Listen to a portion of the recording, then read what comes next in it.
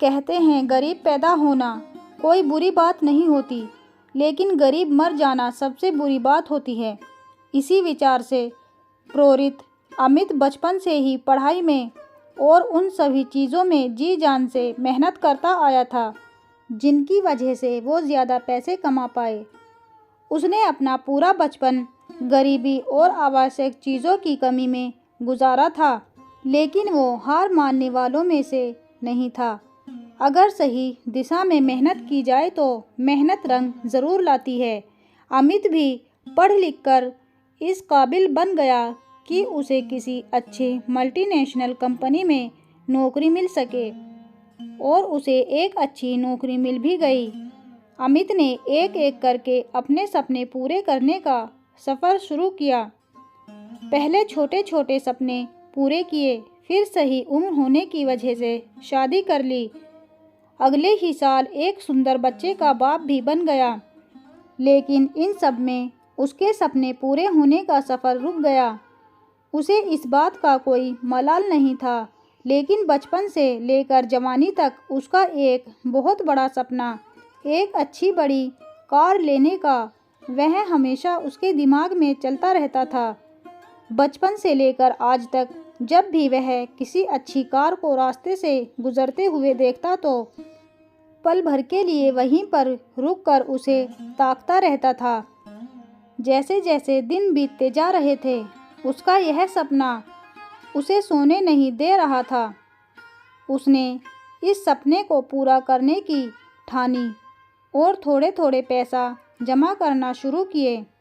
कुछ वर्षों में उसने इतने पैसे जमा कर लिए कि वह अपने सपनों की कार ले सके, और एक दिन वह सारे पैसे समेटकर उस कार को अपने घर पर ले आया। उस कार में बैठकर उसे लगता कि उसने जीवन में कुछ बड़ा हासिल कर लिया है।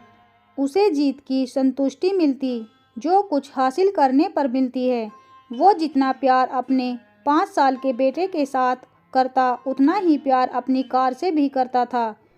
हर दिन खुद अपने हाथों से कार को धोता और उसके हर पार्ट को अच्छे से चेक करता। एक दिन वो अपनी कार को धो रहा था, साथ में उसके 5 साल का बेटा भी कार के आगे पीछे खेल रहा था। अचानक उसे कोई आवाज़ सुनाई दी। उसने कार के उस तरफ जाकर देखा जहां उसका बेटा कार पर पत्थर से खरोंच रहा था। अमित को लगा जैसे उसका सर गुस्से से फट जाएगा। उसने बेटे के हाथ को काफ़ी ज़ोर से पकड़ा और उसे बुरा भला कहने लगा।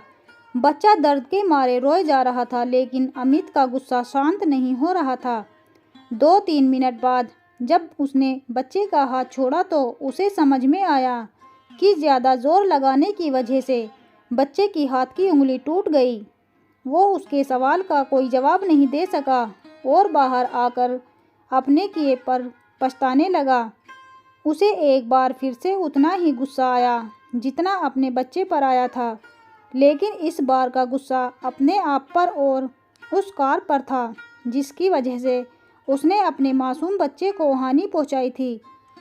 वो गुस्से को शांत करने के लिए पार्किंग में पहुंचा जहां पर अपनी कार लगाई थी। वहां जाकर कार पर लात घूंसे बरसाने लगा। इसी बीच उसकी नज़र गाड़ी के उस हिस्से पर पड़ी जहां पर उसके बच्चे ने पत्थर से क्रोध कर कुछ लिखा था। उसने जब ध्यान से पढ़ा तो वहां लिखा था, आई लव यू पापा। उसे पढ़कर अमित की आंतड़ी और दिल दोनों रोने लगे। दोस्तों, आपको क्या लगता है, ये कहानी सिर्फ अमित की है? क्या आपको नहीं लगता कि यह कहानी हम में से हर एक की है? हम भी तो जीवन भर यही करते आए हैं। हम जीवन भर उन चीज़ों के पीछे भागते हैं जिनकी हमें चाहत है, चाहे वो हमारे लिए इतनी महत्वपूर्ण ना हो।